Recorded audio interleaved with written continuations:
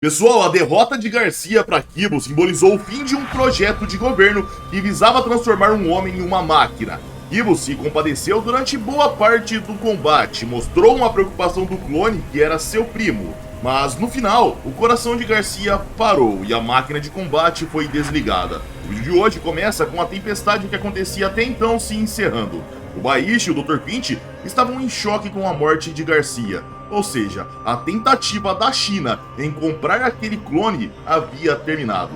Sorou observava de forma amena e Otton dizia: Kishi, você não só uma, mas você matou Garcia 2 vezes. Eu absorvia aquelas palavras e nessa hora uma aeronave militar chegava no local. Ela se aproximava do navio e Kibo olhava. Na sequência entrávamos num flashback, onde Kibo e Kiryu estavam juntos. O momento, galera, era justamente antes de Kibo supostamente matar Kiryu, afinal descobrimos que o mesmo estava vivo. Lá Kibo questionava: quais são suas intenções, Kiryu? Você vai lutar com alguém e convida para jantar?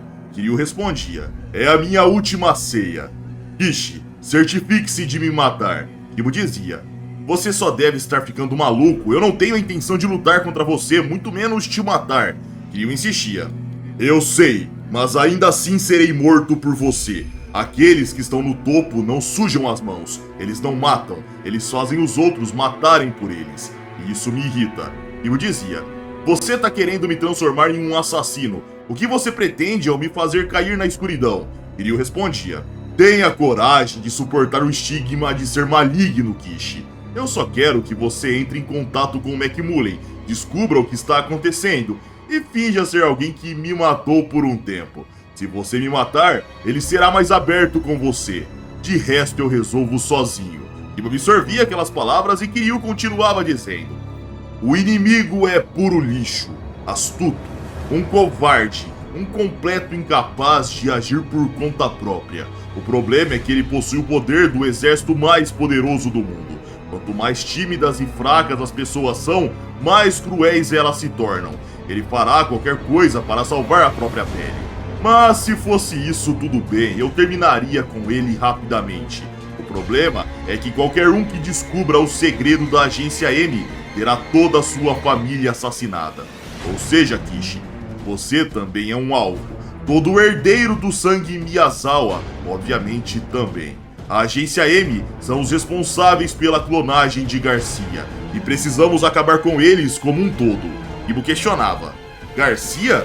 O Garcia tá vivo por acaso? Kiryu respondia: os Estados Unidos querem encobrir e eliminar o clone de Garcia. Eticamente questionável. E a China, que não se importa nem um pouco com a opinião internacional, está tentando criar um novo tipo de super soldado usando os genes de Garcia. Se você quer salvá-lo, vai ter que trabalhar comigo. Afinal, eu sou a única forma de fazer isso acontecer. Só que nessa hora, galera, enquanto conversavam, um drone era visto da janela. Nele havia uma câmera e também uma bomba. Kibo e Kiryu percebiam, mas no instante seguinte, uma explosão tremenda acontecia no local. Kibo, que estava sem sua visão, era pego pela explosão. Mas Kiryu já não estava mais lá, pelo menos não na área de explosão. E aqui, galera, não se esqueçam, o Kibo antes da luta, na verdade até o momento da luta contra o Kiryu, estava sem enxergar. Isso é dito na luta do Kibo contra o Kiryu, que apareceu capítulos atrás.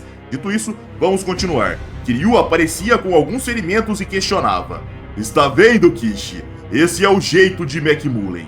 Kibo respondia do chão: então por que você não finge que morreu nessa explosão? Kiryu respondia: não seja estúpido, eu nunca seria morto por essa merda. Eu não suporto ser morto por lixo, mesmo que seja mentira. Eu quero ser morto por você. Voltávamos para o presente, onde Kiryu dizia diante de McMullen: primeiro traga o Garcia para mim. E eu quero que você garanta a segurança de Kishi e dos demais. McMullen respondia: ah, sim, claro, tudo bem. Eu farei o que você disser. Íamos para Garcia, sendo colocado num saco preto pelo exército norte-americano. Ele era levado para o avião militar que tinha acabado de chegar e Kibo observava permitindo aquilo acontecer. E um dos vários militares armados dizia: muito bem, o projeto Garcia 28 foi recuperado. Estamos levando ele de volta. Kibo dizia: espere, não tá vendo pessoas feridas aqui? Você vai levá-los também. Era mostrado. Ryusei sonou, em seguida o avião era ligado e eles partiam.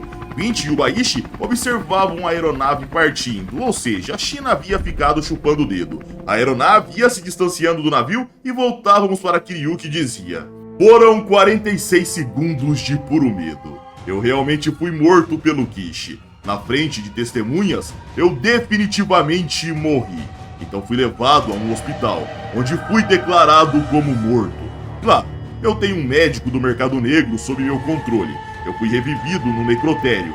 Parecia que eu tinha acabado de acordar de um longo sono. Bom, eu já estou acostumado a morrer. Não foi a primeira vez que fiz isso. Essa é a magia do estilo Nadashinkage. Existem várias técnicas que podem colocar você em um estado temporário de animação suspensa. No meu caso, tanto a têmpora esquerda quanto a direita foram atingidas por golpes a queima-roupa. Eu parei intencionalmente na hora minha respiração e meu coração, ficando assim inconsciente. McMullen interrompia dizendo: sim, o que isso tem a ver com o meu caso? Kiryu sorria e a cena cortava para Kibo e Otton, dentro do avião que levava o corpo de Garcia. Lá, Kibo abria o saco preto e dizia: pai, por favor. Otton acenava com a cabeça, se aproximava de Garcia e começava a massagem cardíaca. Na mesma hora, o coração do mesmo respondia. Aquela era a magia de Seiko Miyazawa, que no passado já havia trazido uma pessoa que recebeu o Hashinsho. Garcia abria os olhos e McMullen questionava: Eu não acredito! O Garcia ainda está vivo? Kiryu alertava: McMullen, eu detenho o direito sobre a vida e a morte. O estilo Nadashinkage é a arte da vida e da morte.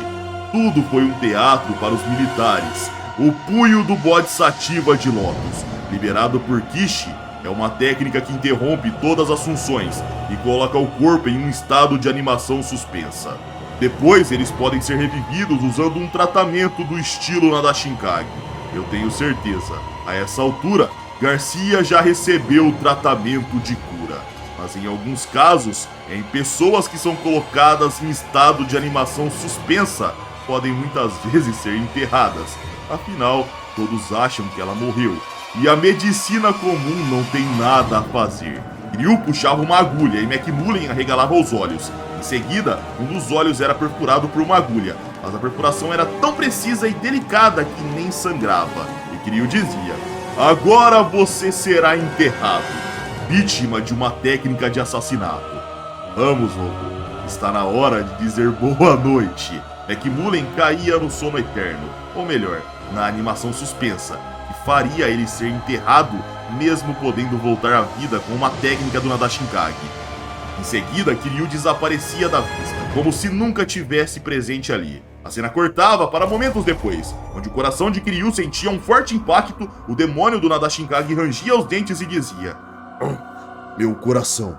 Kiryu puxava uma agulha e colocava no seu coração enquanto sentia muita dor. Ele pensava: de novo, a explosão do coração. Podíamos ver, galera, 3 pontos sendo perfurados. Em seguida, a cena cortava para tempos depois, na orla de Tóquio, no dojo de Seiko. Lá Otton questionava: o quê? O Ryusei desapareceu do hospital? Mas para onde ele foi? Yuki chegava dizendo: olha, eu estou curiosa para saber o desfecho disso. Afinal, o tio amava o Ryusei como um filho. Kibo questionava: então você é Yuki? Você é a única mulher do sangue de Kiryu. Yuki dizia olá e Kibo questionava: seu corpo tá bem?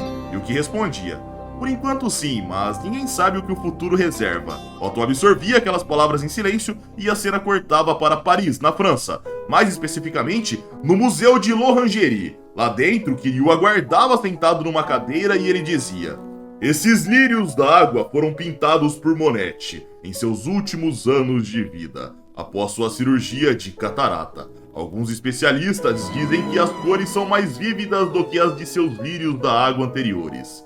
O que você acha? Podíamos escutar os passos de alguém vindo. Era Ryusei com um tapa-olho e ele respondia: as cores e os contornos são escuros e turvos, e tudo está embaçado. Afinal, eu sou cego do olho esquerdo e tenho uma baixa visão no olho direito. Mesmo com lentes de contato, mal consigo andar sem uma bengala. Kiryu questionava: mas por que isso aconteceu? Ryusei respondia: eu já sei o porquê. Estou dolorosamente ciente de que foi minha própria fraqueza e ingenuidade na luta que causou isso. Eu deveria ter feito isso com eles antes de fazerem isso comigo. Podíamos ver a visão de Ryusei. De fato, galera, o único olho que ele enxergava era embaçado e Kiryu dizia: bom, o bom senso da lei não se aplica a uma luta em tempos de emergência. Não é uma competição. Aqueles que são completamente insanos e implacáveis têm uma vantagem. O que é isso? Pensou numa técnica de articulação agora? Bom, existem 200 a 300 articulações no corpo humano, e destruir apenas uma delas já causa muita dor. Então você deve usar seu braço como isca, enfiar o dedo no olho deles, esmagar a traqueia e tirar a vida deles. Ryusei absorvia aquelas palavras, avançava no braço de Kiryu, e quando iria fazer a torção de braço, galera, seu outro olho era perfurado. Na sequência, podíamos ver que aquilo era apenas o que aconteceria se Ryusei atacasse naquela hora. Ele encarava Kiryu, que se virava para o quadro e continuava dizendo: Monet pintou 250 lírios da água ao longo de sua vida. Quando sua visão foi restaurada ao normal após a cirurgia, aparentemente ele voltou a trabalhar em alguns lírios da água que havia pintado antes. Mesmo que fosse cego dos 2 olhos, ele poderia ter pintado novos lírios da água com os olhos da mente. Um negativo pode ser transformado em positivo. Ser cego não significa muita coisa. Ryusei, na escuridão, você pode ser igual Monet, se tornar mais forte, ter seu potencial despertado. O jovem dragão caolho absorvia aquelas palavras e Kiryu continuava: agora vamos ao que interessa. Quem será o seu alvo? Ryusei respondia: a pessoa a quem me sinto em dívida e tenho o maior respeito do mundo. O tigre silencioso Seiko Miyazawa. Quero testar o quão cruel posso ser com o Sr. Seiko, a quem devo tanto. Eu quero lutar contra o tigre silencioso. Kiryu dizia: retribuir bondade com maldade. Essa é uma boa mentalidade.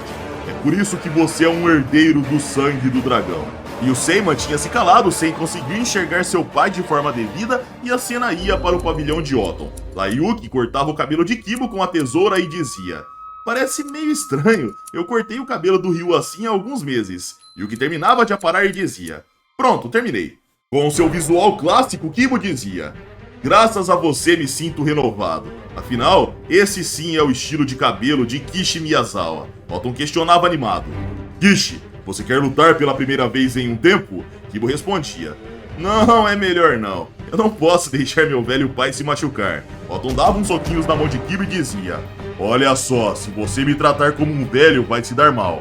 Nessa hora, alguém abria a porta e o que olhava e via que se tratava de Sonou Miyazawa com uma muleta. Em seguida, a cena cortava para momentos depois, onde voltavam para fora e Oton questionava: Sonou, como está a sua perna? Sonou respondia: tudo bem, estou me acostumando com isso. Oton e Kibo não sabiam o que dizer até que Sonou questionava: Kishi, será que fomos manipulados pelo Kiryu? Kibo respondia: é verdade que não se pode confiar no Kiryu, mas o inimigo do meu inimigo é meu amigo. Lutamos juntos porque tínhamos um inimigo em comum. A ameaça da China se foi. Agora o que o Kiryu vai fazer com o exército norte-americano é outra história.